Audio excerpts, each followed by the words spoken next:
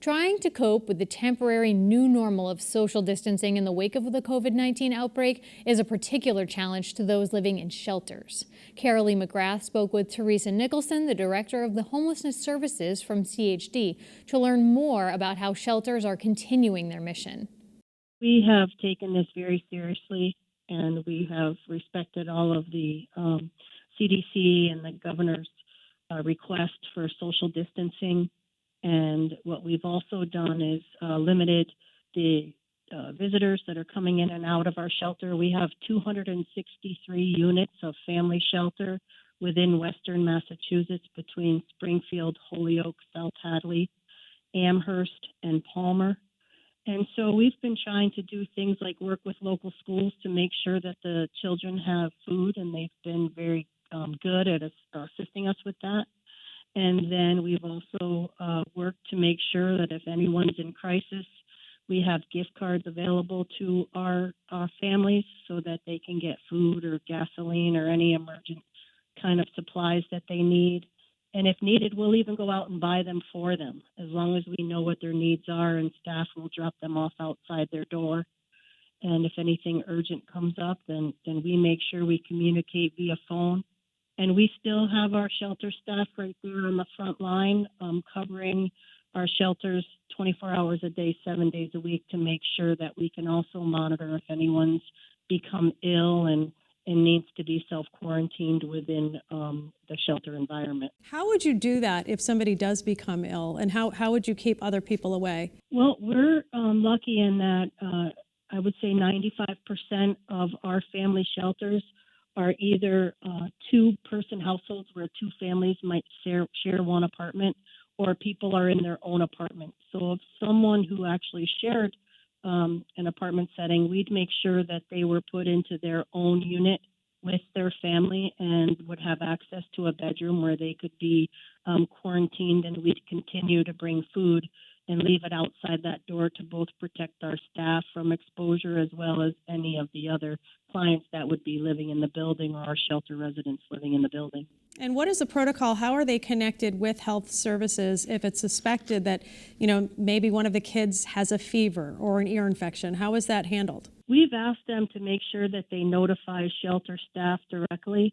And all of our shelter staff locations, our offices, are located within half a mile from any of our shelters that we have.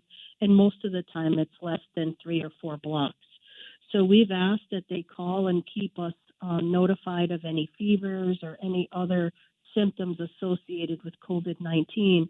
And then at that time, we'd assist them with, contacting the doctor. And we've asked that everyone take advice, whether it's our shelter residents or our staff, the advice of their physician. And tell me a little bit about some of the supplies, cleaning supplies that everybody's looking for, but how are you dealing with that in the shelters, and who's responsible if there's a common area bathroom for making sure that that is sanitized? We're in our office space. We have staff that are keeping things sanitized on a regular basis.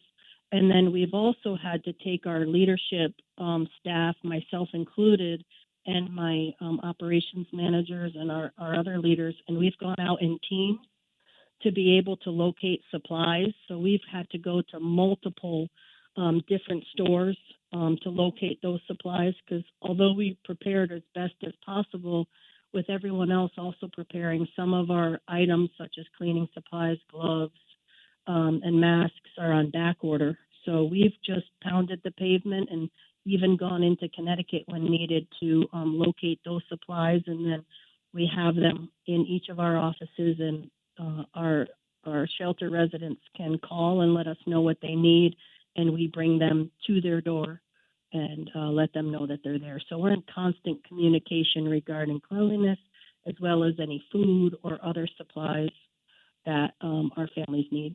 And the kitchen areas are common areas as well? No, most of our kitchen areas are not common areas. As I said, our shelter, we're blessed enough to have, people in individual apartment settings, whether it's 1, 2, or 3 bedrooms with their own individual families, or we might have 2 families, but never more than 2 families in one shelter setting.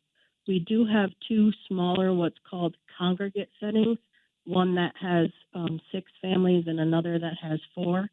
but we also gave an opportunities for families to go to extended visits with family members so that if they wanted to leave and not be in that congregate setting, that they had the ability to do that. So staff are wiping things down regularly, and right now we have no more than 2 families per any one shelter unit, and everyone always has their own family bedrooms, and usually multiple at that. So I think we've made the best of a difficult situation. And now that schools are out, at least until April 7th, those kids inside the shelter with their families obviously have to continue that schooling. How are they supported, or how are you working with the schools to make sure that they have some of the resources they need to continue that education? It's very different in each of the different areas. Some schools are providing computers for the kids to be able to do things at home if they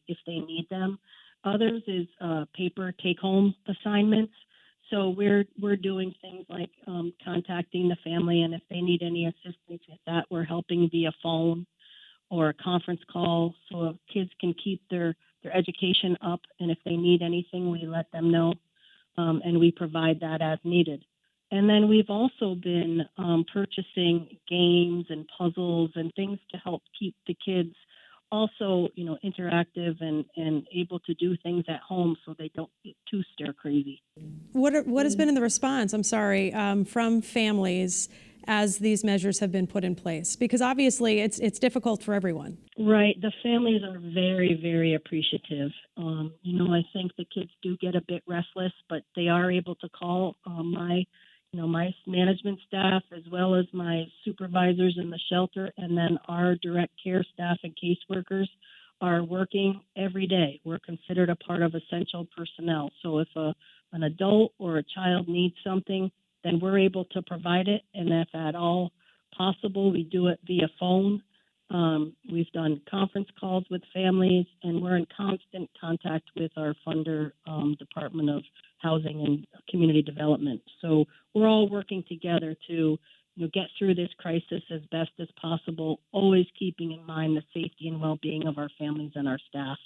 Are there things that you need that the community could possibly provide or donate as we go through the next few weeks? If folks would like to donate, you can go on our website at chd.org, and you can go to Make a Gift.